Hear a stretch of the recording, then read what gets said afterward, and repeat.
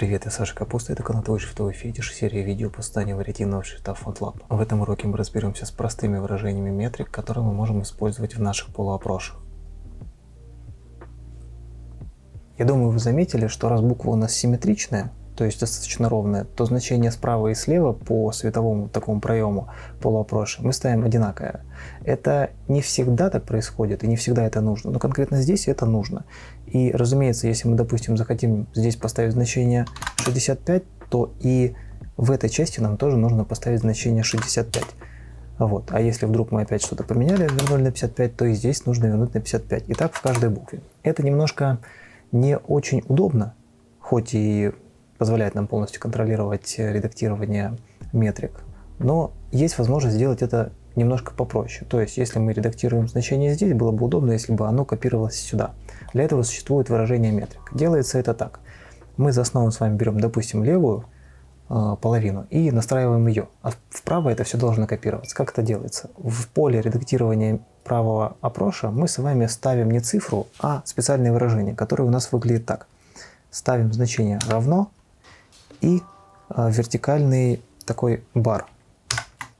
Так, это у нас вот так делается. Жмем Enter, и в принципе ничего не поменялось, по большому счету. Но вот здесь мы видим, что здесь цифры у нас черного цвета, а здесь цифры красного цвета. Это говорит нам о том, что к этим цифрам применено выражение. То есть выражение у нас указано слева, и справа показано, какое именно оно значение дает. Проверим. Если вы обратили внимание, при изменении опроши у нас сдвигаются все буквы, потому что это одна и та же буква, и, соответственно, он просто показывает все эти изменения. Поставим здесь, например, 155. И у нас все стороны, все буквы стали с шириной по 155. Посмотрели сюда, мы увидели здесь вот это вот значение. Вернем обратно. И теперь у нас все, что мы вводим сюда, автоматически у нас копируется и сюда, и больше нам особо не нужно заморачиваться, когда мы работаем над симметричными такими буквами. Мы можем также посмотреть, как это выражается в режиме метрик. Если включим режим изменения метрик, то у нас немножко поменяется экран, и в нижнем меню, которое, возможно, у вас отключено, включается оно здесь. Мы увидим общую ширину всех наших букв, какие здесь опроши слева стоят и какие опроши справа. То есть здесь тоже видно, что красное вот это выражение равно и вертикальный бар полностью копирует значение из левого значения, из левого опроша. Вот, переходим обратно. Обычно я не пользуюсь инструментом метрики, потому что мне достаточно того, что я делаю здесь. Можно сделать обратную ситуацию. Можно, например, вот здесь удалить все, а вот здесь поставить значение 55. И сделать наоборот.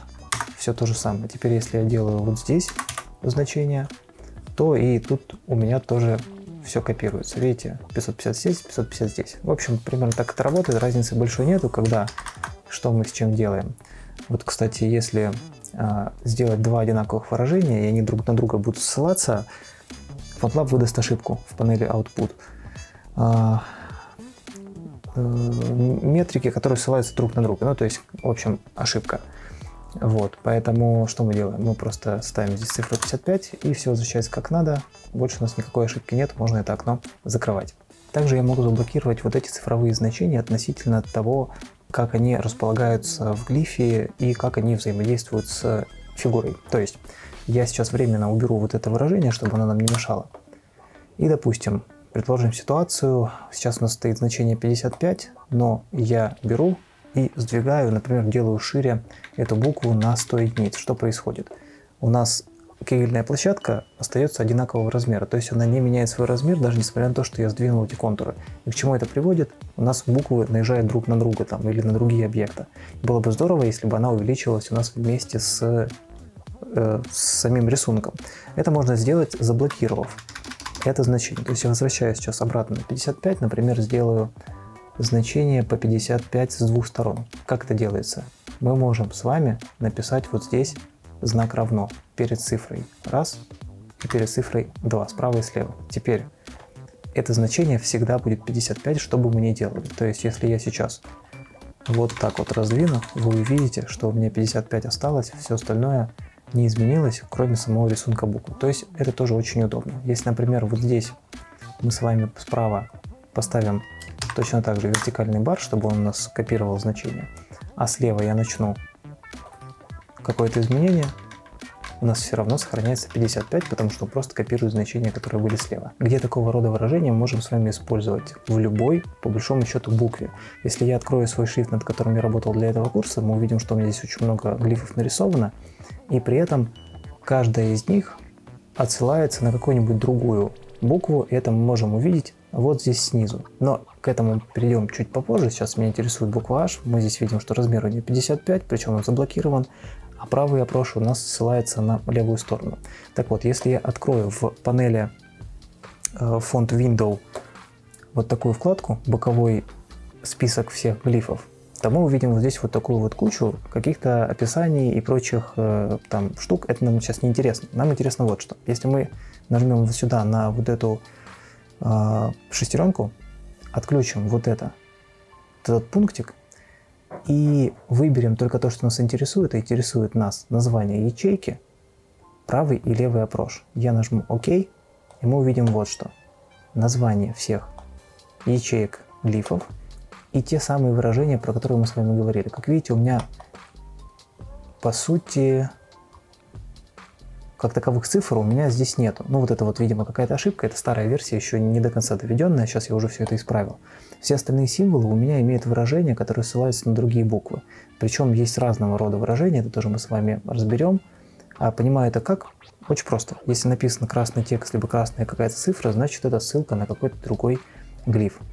Вот. И в данном случае такого рода выражения позволяют мне привязать все символы к одному единственному, к прописной букве H. И если я вдруг захочу во всем шрифте увеличить за один раз, за одно движение всю ширину всех глифов, чтобы они друг от друга стояли на разном расстоянии, например, супер широкие были, я просто в одном месте переключаю это значение, и все глифы у меня разом меняются. Вот, то есть, если, например, вот я выберу кучу таких глифов, вот вы видите, они у меня все имеют какое-то значение. При этом, если я даже вот так сделаем, сейчас я выделю, нажму здесь что-нибудь, чтобы оно сохранилось. Вот я выбрал букву H, здесь я поставлю значение 155, нажму Enter. У меня FontLab немножко подумал, и после этого он растянул все глифы между собой, потому что они у меня все завязаны на основную букву H, от которой у меня идет, собственно, расчет. Вот, если я, например, поставлю здесь значение 5, то они все разом слипнутся. Нажимаем сюда, и вот они у меня все слепились. Это очень удобно, именно поэтому мы сейчас с вами только предварительно настроили базовые метрики, потому что в будущем мы к этому вернемся, все это настроим, и делаться это будет вообще элементарно и там, в доли секунды. Так что ничего страшного, если вы пока еще не уверены в том, на каком расстоянии друг от друга должны находиться буквы, потому что у вас еще нет всего шрифта, по сути, а только несколько символов. Если по ходу этого урока у вас возникли вопросы, то задавайте их в комментариях на русском или английском языках. Этот курс залит сразу на несколько видеоплатформ, а значит я могу их не увидеть. Поэтому подписывайтесь на канал в Телеграме и задавайте вопросы в чате «Делаем буквы». Все дополнительные материалы будут выложены на сайте «Твой шрифтовой фетиш». Там же вы сможете найти шрифты Rayер и Zasker, которые я упоминал в курсе. А еще делайте скриншоты вашего шрифта, хвастайтесь в соцсетях и отмечайте «Твой шрифтовой фетиш» в публикациях с этим хэштегом. Мне и вашим шрифтовым коллегам будет интересно посмотреть на ваши успехи в ходе этого курса. Если видео оказалось для вас полезным, подписывайтесь на канал, ставьте лайк и увидимся в следующих уроках.